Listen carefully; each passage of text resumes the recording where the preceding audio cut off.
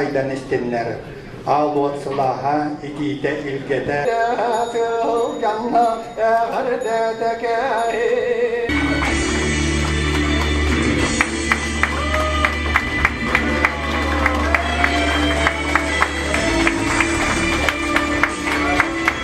Первый детский технопарк «Кванториум» в Республике Саха-Якутия объявляется открытым.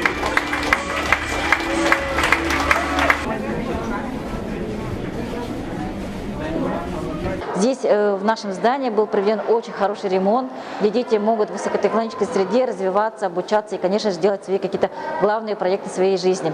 Кроме этого, еще и дети здесь будут не только свои проекты делать, но и вообще свой главный проект своей жизни будут реализовывать здесь. Это их жизнь, которая будет интересна, увлекательна, ну и, конечно же, они, наверное, оставят след в истории нашей республики. До сих пор идет запись на наши квантумы. Всего будет 2 потока на линию 0. В данное время с октября месяца у нас обучается 648 детей, которые будут заканчивать в конце января линию 0. И в феврале у нас начнется еще раз линия 0, тоже примет около 600 детей.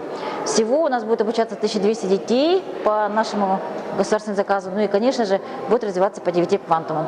Я абсолютно считаю, что самые лучшие, самые надежные инвестиции – это инвестиции в человеческий капитал.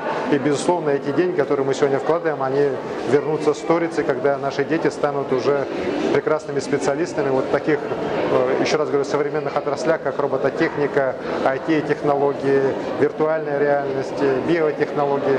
И тем самым они будут и помогать уже развивать и экономику и нашего города, и нашей республики, и всей нашей страны.